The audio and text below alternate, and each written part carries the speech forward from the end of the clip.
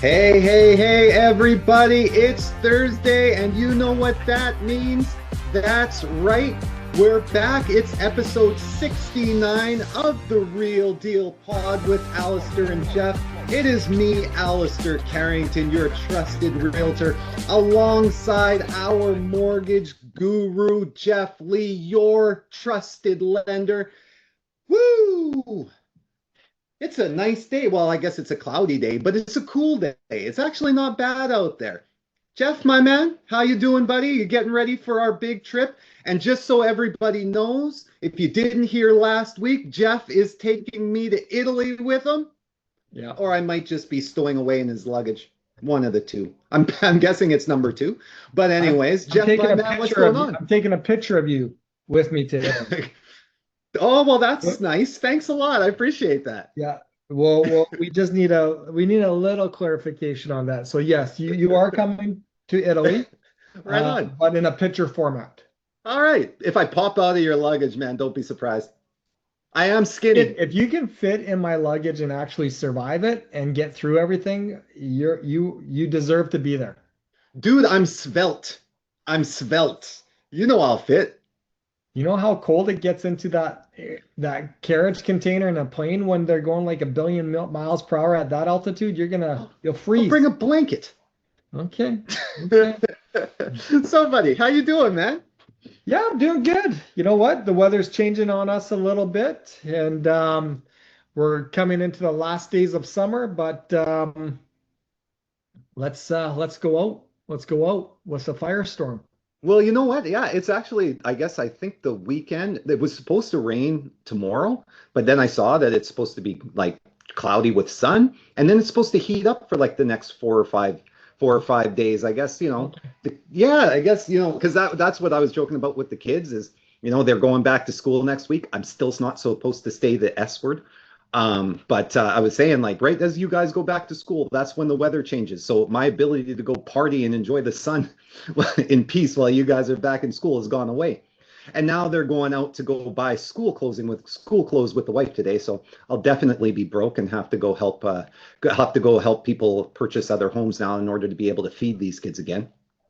I remember when I was going to school, my mom would give me and my sister $100 for back to school shopping. That was and wow, we stretched. Actually, I didn't stretch that $100 out. I think I bought a shirt for 75, but my sister sure stretched that 100 out really good. But yeah, $100. But I think now it's probably $1,000. Well, I was gonna say, man, I remember back in the day when going back to school, get like I would get $200. But the thing is, I remember at the time, right? The in fashion was button fly jeans. That tells you how old I am. The pair of button fly jeans cost $80. Yeah. Right? So I was like, well, there it goes. I'm like, one pair of pants took away half of my clothing. Yeah, jeans nowadays, I think an average jean price is like about $130. Yeah, I think so. Yeah, that's about it. Unless you go to Winners, and then you can get them for 55, $65. And it's the same fashion. You're just looking like a rich guy from 3 years ago. It's too much work. Winners, I love Winners for the home sense and the home decor stuff. Yeah. But going through that looking for clothes, that's just too much for me. I can't do it. It is a terrifying sight because all you see is like jam-filled racks and then clothes hanging up all over top of them and stuff like that. You see people flinging stuff everywhere. It looks like, you know what it looks like? It looks like people looting during the LA riots. Yeah. I'm telling you. People score big though. Like they score big. So if you got good on them, go for it. Yeah, right. Good on them. It takes all kinds of people. Good on them. Well, man, let's kick it. Let's get it started. We got some good information today. And as always, we're starting with podcast's hottest segment. And that is... Did you know? No. That is right. Did you know? So, Geoff, did you know one of the best places in all of Canada for quality of life is, drum roll please, Chilliwack? Really? Yeah. According to a recent report, Chilliwack, the same place you used to drive through just to get to Hope has been named as one of the top places in Canada for quality of life. And they used to make fun of it too, that it stunk. Yeah, well, that's where I was. Yeah, that's part of my spiel today. So one of the things that is driving that, well, not just the cost and everything, is take District 1881, which I love. So this is Geoff's stomping ground. I lived there for a few years, just as District 1881 was being transformed. Right? It's been transformed now into a lively, walkable hub with brick facades, patios, breweries, cafes, and live music. It is now a destination rather than a pass-through. And then sorry to interrupt. Go ahead. We have been in Abbotsford, but Abbotsford made it too difficult for the developer to do, so they shifted it to Chilliwack. That again made it much more easier for them to work in. I did not know that. Yes. That's crazy, Abby, because listen, man, I mean, Chile, like that downtown, the work that they've done, and I when I put clients over there, I tell them all about what it looks like, what it used to look like, and then when I show it to when we'd go visit, they're like, "Holy cow, this is amazing!" It is an unreal place to be there. They've done such a good job, right? And then there's the outdoors. Within minutes, you can be hiking Lindeman Lake, paddling at Cultus, fishing on the Vedder River, or berry picking in the summer. And when Geoff is gone away to Italy, since he's not taking me people, we can head over to his place for a barbecue. You add in the hot tub. There you go, and the hot tub. So and we add in the flower festivals, mountain views, and trails at your doorstep. It is legitimately now a lifestyle you cannot replicate in Metro Vancouver, of course, or even the Fraser Valley. Yeah. Right? So here's the kicker, though. It's affordable compared to the city. Families are realizing they can actually have it all, a home with space, a backyard, and a slower pace of life without being cut off from Vancouver. So here's the takeaway, everybody. A home isn't just about square footage. It's about the rhythm of your life, the community you're in, and whether you're actually where you live. Chilliwack is proving you can find balance, connection, and quality of life in places people used to overlook. Geoff, you live in Chilliwack, am I right? I actually live in Lindell Beach. Lindell Beach, I know, I just mentioned. 15 minutes from Chilliwack. From Chilliwack. But yeah, you know what? I lived in Abbotsford for well over 20 years. When I left Abbotsford, I did not want to leave Abbotsford. I loved Abbotsford. I moved out here to Cultus Lake, and you know what? I love Cultus Lake. I do not want to move from Cultus Lake. But this is also what I've learned. I've learned is that you can make anywhere a great home if you have the right people in it, and where your attitude and your mindset is. Like if you're moving to some place and you have the right mindset, you're going to find the right friends, you're going to find the right community, you're going to make it what the effort that you put into it. So well, that's just it. And that's, I say it's one of the things I say to my clients all the time is like, I can find you a great house anywhere, right? Anywhere I can find you a great house. The difference is do you really want to live there? Because it's the community that actually makes the home what it is. And it goes back to the old saying, a house is just four walls. A home is a community where it sits. And it is absolutely true, right? Like, some people love Wally, right? Yeah.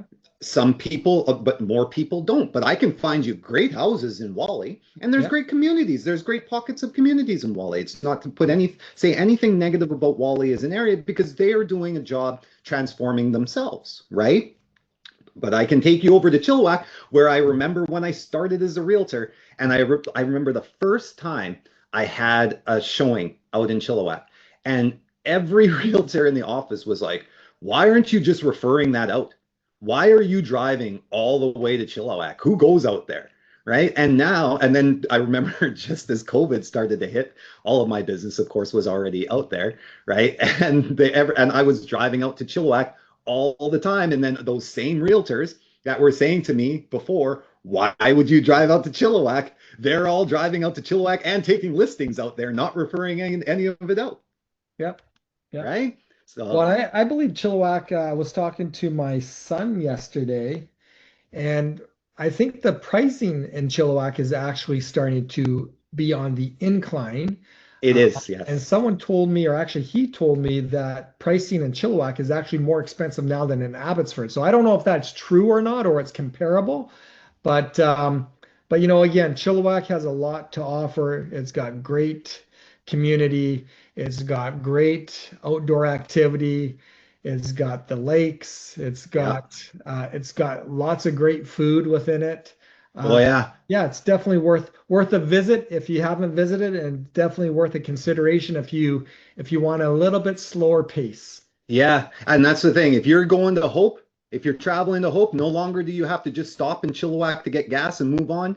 Head out to District 1881, the Five Corners. See why they call it the Five Corners, right? Spend a little bit of time, grab something to eat. It's amazing. Some Yeah. great food right along that strip, man. Yep, Yeah. absolutely. Awesome. Yeah, man. Well, that is the Did You Know, right? So what do you got for us, Jeff? Well, I wanted to talk about first-time home investors and buying your first rental property, maybe buying your second. And I just wanted to kind of say, hey, like, what do you need to look for when you are looking for investment property? Now, everybody at one point wanted to buy a home. Yeah. Now, the next part of that kind of journey is, once you buy a home, they want to buy an investment property. They want to buy their first rental property. Um, Not so long ago, this was one of the better things to do to invest your money in, because of the appreciation that it brought back to you. In today's environment, it's a little bit different of a story, but it's always very important to why you want to buy a rental property. Like, is it for monthly cash flow? Is it for future equity value? Is it for diversification? You want to balance out your portfolio. Is it all of the three? Is it two of the three? Is it one of the three? But what is it? I'm glad we're doing this because it's funny that you told me about that we were going to do this topic today, because yesterday I was reading an article about how rental investments have been a TikTok dream, right? And people saying that having a rental is ridiculous now. It's just a dream sold by people on TikTok, right? And so I of course disagreed with that post. I didn't feel the need to tell them I disagree, but I told my family that no, it's not true. So I'm glad that we're doing this. Yeah. Yeah, and I think investing in rental property is still a very good investment, depending on where you're doing it. Yeah.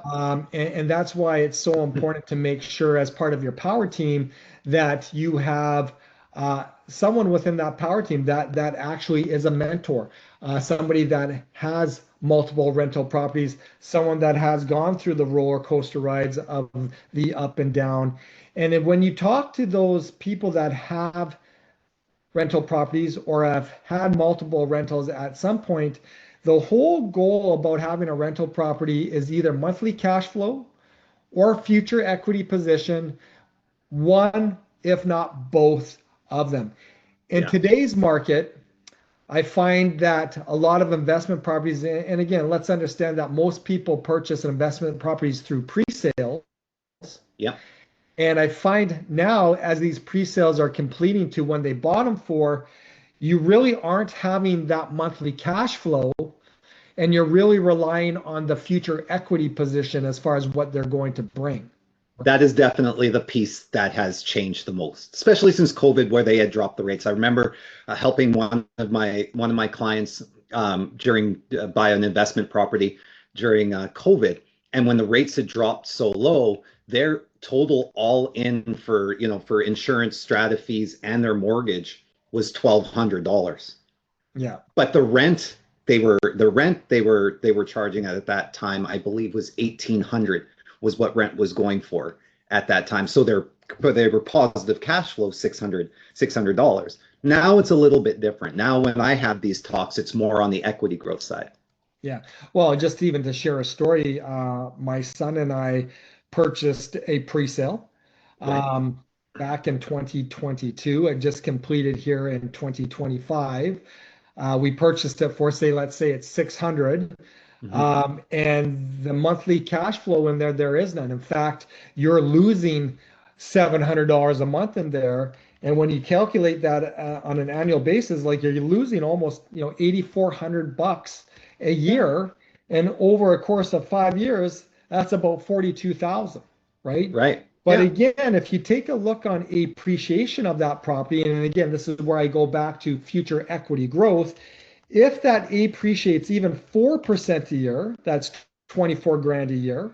Yeah. Over the next course of 5 years, it's increased in value by 120. So now that condo went from 600 to 720,000, right? And again, just to keep it really simple, now you made 120 grand in the future equity growth of it. Yeah. Yes, you still lost 42,000 in the monthly cash flow of it, but again, overall net return is about 78 grand, right? It's funny. I just literally had that same discussion on Saturday with clients that I just helped purchase a pre-sale at the Atlan that's being built right in here near me Right. here in Clayton, which is going to be an amazing building. And we were discussing like this is one of the areas, again, appreciation really counts because of everything that's going on in Clayton and Cloverdale with the new hospital. Yeah. And here's the thing too, is like keep in mind there's tax implications on Sure. surplus, and there's capital gains. But Yeah. at the end of the day, when in today's environment, especially for those who have purchased pre-sales as investment properties, a lot of things have come down, which really put a monkey wrench into things. Short-term rental, Yeah. regulations that came in, that basically was a huge speed bump for these investors, right? Yeah. Decrease in property value, a huge speed bump for investors.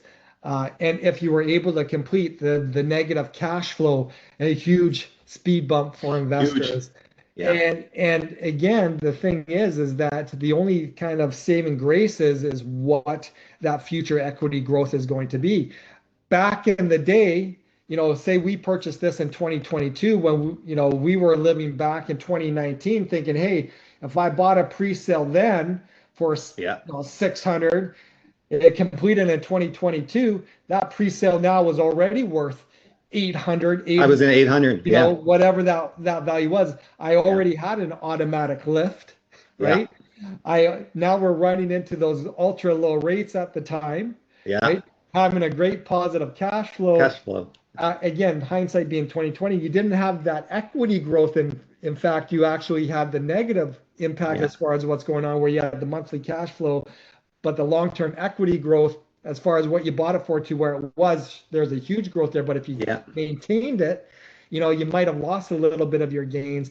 So the whole idea about purchasing rental properties is a much different game than it was 5-10 years ago, right? And how you're Yeah. doing Yeah. it moving forward, really, again, depending on what you're buying, really, again, is for future equity growth, right? Versus Yeah. monthly cash flow. Now, that also being said, and this more is on your side of things, Alistair, you're looking at a lot of pre-sales. Say, let's talk about Wally. Let's talk about Surrey. There is Yeah. a lot of inventory, and these developers are giving big haircuts on these properties that are now completed. They're no longer pre-sales. They're just vacant. Yeah. They're just trying to get them off their books. Yeah. There is still a great opportunity out in the Wally Surrey area where you can get that monthly cash flow and you're going to get that future equity. It's just a matter of now you've always had to look to see where to buy. But Right. again, down here in the greater Vancouver area, much, much tougher. But again, still some pockets where you can do it. Yeah, and that's really the key is now you just have to be way more diligent in researching the areas and make sure again that the person on your power team, i.e. your realtor, knows the areas, right? Where the positive appreciation will occur more often than we'll lose. And you know, something that we don't discuss a lot in our power team is a mentor. Yeah. Right.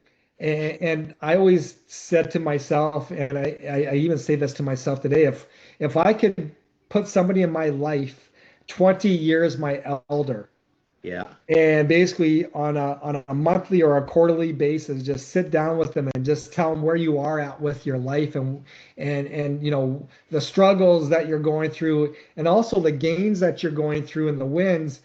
But you know, to have that mentor to give you that wisdom, Yeah. it's so invaluable. And again, I always said, hey, if I could talk to my younger self, that's what I would do. But as I'm saying this, you know, I can always do that now. The guy's gonna be old, Yeah. will almost be 80, but again, finding that mentor in your power team that has that experience with Yeah. investment properties, right? Yeah. I have a friend of mine, he has had over 120 investment properties in his lifetime. So Wow. again, having a mentor like that in your toolbox and just the experience of that, you know, again, that's invaluable. Yeah, I was gonna say that's invaluable. Yeah, that's amazing. So some of the things that people need to understand when you're financing investment, guys, and just to break it down really, really quick. Number one, if you are purchasing something that is going to be an investment property, you do need 20% down minimum, Yeah. right? Yeah. You also need to qualify. I'm pleasantly shocked or surprisingly shocked how we work with some files. People will say, "Hey, I have a house. I want to buy a house. Well, how much do you have down? Well, I only have 5%. Well, you actually need 20%. Oh, really? That's something that people often forget. And then a lot Yeah. of times people will automatically assume if they already own a property, they're just going to automatically qualify for another property. And it doesn't work Right. that way either, right? You They need to forget about their debt qualify. servicing. Yeah. Yes, you need to qualify.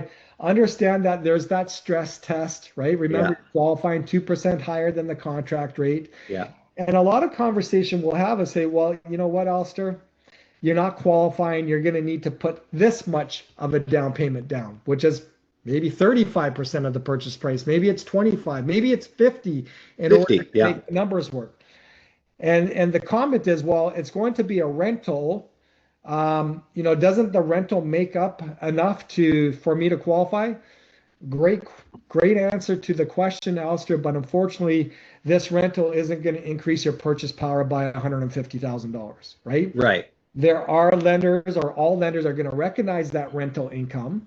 Do they? I was just going to ask you that. Do all renters? Because there's been times where I've heard, you know, when somebody's buying a single family home, right, and they're going to say, we're going to rent out the basement suite, Yeah, right, and they're told we don't accept that rental income as your income because it's not actually there yet, yeah. right? You know what? Here's the thing, and this is again the advantages of working with a mortgage broker.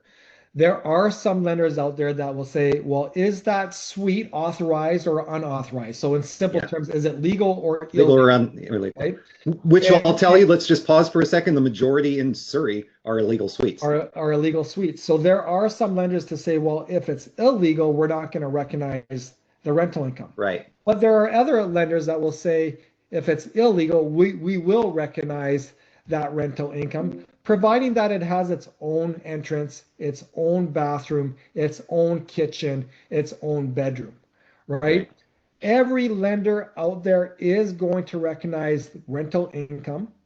If your lender is saying that they're not going to recognize it, it's either because it's illegal, Right. or it doesn't have its own entrance, or it doesn't have its own bathroom, or it doesn't have its own kitchen, or it doesn't have its own bedroom, right? It's not Yeah. what they call fully self-contained. Right. If it is fully self-contained, be it legal or illegal, there is many lenders that will recognize that rental income. So Yeah. if the answer to yes, it's fully self-contained, but it's illegal and I've been told from my lending partner that they're not going to recognize it, well, switch gears and find a different lending partner. That's what I was going to say. This is the reason why you get second opinions and you don't take your first answer as gospel. Well, and again, this is a, a little bit of a shameless plug. This is why you need to be working with a mortgage broker versus a bank employee or a mobile 100%. mortgage specialist. Yeah. Because they're, number one, a mobile specialist for a bank is a bank employee, right? Yeah. They work for the bank. The only product that they have is that particular bank's products. And that's the only choice that you have. That's the only option you have. It's a one and done. If you are working with a broker, brokers work with over 40 different financial institutions. So if one bank is saying no, another bank might say yes. If all banks say no, maybe the credit unions are going to say yes. If one credit union says no, maybe another credit union is going to say yes. But maybe the banks and the credit unions are all going to say no. So now we're going to go to the monoline lenders, right? Or whatever order that's going to fall into. Yeah. But at the end of the day, working with a mortgage broker will give you, the borrower, choices. So if one says no, the other one may or may not say yes. Yeah. And so for all the people out there that work in the banks and the bank lenders that listen to us, when I say this, I'm not meaning to disparage banks, but it actually drives me crazy when I hear people that say they use a bank as opposed to a broker for getting their mortgage, and them saying, well, I keep my money at my bank, so I might as well keep my mortgage there. Well, man, dude, like, why would you go to some place that's only going to give you one option? It doesn't, to me, that just doesn't compute in my head. If I know I can get more options, like Baskin Robbins 31 flavors, right? I have more choices, right? That's really what I want, because the more choices I have, the better chance that I'm going to get something better. Yeah. Right. I find a lot of times it's on education, right? Like they're led to believe that if they work with a broker, they got to pay the broker, right? Right. And I've actually had some banks say that to their clients, that if you work with a broker, you got to pay them, which is absolutely false if we're working with conventional lenders, right? Right. And I just find that people get comfortable. Yes, So that's a big one. Yeah. if I have a relationship with my bank, I just automatically think my bank is going to be my best option, because I've been there for 20 years. Yeah. My parents have been there for 20 years. My grandparents been there. They're going to take care of me. And again, a little bit of a side topic. We were working with a client that works. Again, that same story. I've been banking with this credit union. My family's been banking with this credit union. My grandfather actually served on the board of this credit union, and they're just going to take care of me.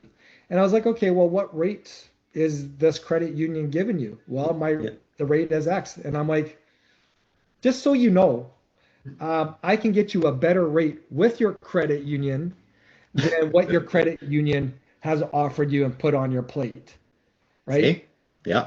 And the reality of this particular client was, she was just so ingrained that this particular credit union had her best interest in hand, where in fact they did not. No, they have theirs. They have to make money. So. And here's the kicker. Even after saying, hey, we can put you with this credit union. We can actually get you a better rate than what they've given you. She was so adamant about staying with that credit union that she was like, no, I just want to stay here. And the lady that's helping me is off for 2 weeks. So, I got to wait until she gets back. But you know what? Because I have such a great relationship here, I'm just going to, stay the course. And I'm like, okay, but you do realize that we can get you a better rate with your credit union than what your credit union is giving you. Yeah, you would still be with your bank. Yeah, but I still want to work with the person that I'm working with. And I'm like, you know what? Okay. So she wants to work with a liar. Okay, no problem. Well, I shouldn't say a liar. No, my apologies to that person. I shouldn't say a liar. Again, like I said, banks have their best interest at heart. They need to make money, right? But in all reality, they're not being truthful. They're not being honest. They're saying, here, there's the best rate we can give you, when somebody else is saying, I can get you a better rate with your same bank. How does that work? Exactly. So to kind of reel this back in about financing and rentals, understand too that lenders, guys, will use that rental income to increase your purchase power. And there's three kind of ways that lenders look at it. There is what they call add backs, there's what they call offsets, and there's what they call DCR calculators. And each one will increase or decrease the purchase power depending on which lender uses which to recognize rental income. Now, again, good is an add back, better is an offset, and basically best is when the lenders use the DCR calculators, right? So which is a debt servicing calculator. Yeah. But all lenders, again, are not the same. So we have used in certain files where a lender is not recognizing the rental income as aggressively as another one, and we can turn that no with that mortgage for this investment property into a yes, just by how a lender will recognize the rental income. Now, that also being said, folks, that's not going to increase your purchase power by $100,000. But again, if you are on that cusp, it may turn that no into a yes. Awesome. And again, people will then say, well, where? Do your homework. Yeah. Right? Take courses. There's many investment courses that are out there. Keyspire, right? Get involved with RAIN. There's tons of education that's out there that will train and educate you on the places to look for investment. Right now, the Fraser Valley seems to be a hot spot. Like that You betcha. seems to be a hot spot. There's places within the interior that seem to be a hot spot, but there's also many places outside of British Columbia that could be a hot spot. And if you have the ability, and you have the knowledge to what to look for, again, maybe your first rental property is not going to be in British Columbia. Maybe it's going to be in Alberta. Maybe it's going to be in Manitoba, right? I was just going to say, so just I was talking to a friend of mine. He owns a few brokerages in Manitoba, and the Manitoba market is smoking hot right now in terms of single family homes out there. They're going for $60,000 to $100,000 above list price, and that why is a lot of our investors that have released their condos right into the market have now moved on to purchasing properties out in Manitoba for investment. And the reason being is that a $500,000 house in Manitoba, right, or a $500,000 condo here will get you a $500,000 home in Manitoba, where you can charge more rent for. So your cash flow becomes a whole lot better. Your equity growth, and that's the one thing that I will always say to people, just because I am from Manitoba, so I know, your equity growth will not be on the same level as it will be in British Columbia, right? It does not grow nearly the same, but your cash flow will always be better.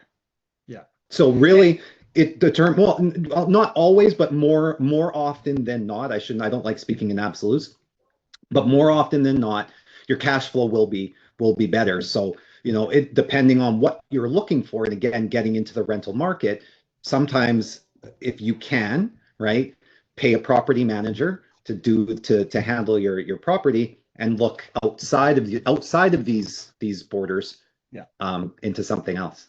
Well, and going to doing the math about how do you calculate your monthly cash flow. Super important, people. And super easy. You take your rent, you minus what your mortgage payment's going to be, what your property tax is going to be, what your insurance is going to be, minus your strata fees if they're applicable, minus maintenance and repairs, minus your vacancy allowance, and minus your property management will equal your monthly cash flow.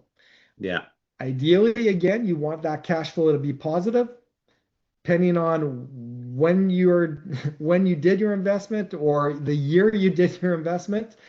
You obviously want a positive cash flow, but if there's not a positive monthly cash flow, you want to make sure that there's future equity position. Equity growth. Yeah. And if there's not a positive cash flow and not a future equity position in it, probably not a great investment for you. Right? Exactly. And we were just talking, sorry, Jeff, just to quickly say, we were talking about great institutions to learn from. Enriched Academy is another great institution to learn from. They are amazing. That's a Dominion lending byproduct. Yeah, I know. Yeah. So again, final thoughts and your call to action. If you guys are looking for investment property, being at your first, being at your second, being at your fifth, make sure that you have the success or the ingredients for success. And we've talked about it before. That's your power team. Make sure you have a great broker. Make sure you have a great realtor. Make sure you have a great accountant, because there's a lot of tax benefits when you buy your investment properties and what you can write off on. Make sure you have a fantastic property manager. In my heyday, I had over 9 investment properties. To be quite honest, I never actually even stepped foot in any of them. I never even saw any of them physically because I had a great property manager. And the other thing is, make sure you have a great mentor that has experience in rental properties and joint venture agreements and all that fun stuff. Because again, once you have all these ingredients in place, you will buy your rental property in confidence. And typically you're going to be successful in it if you do the homework. 100%.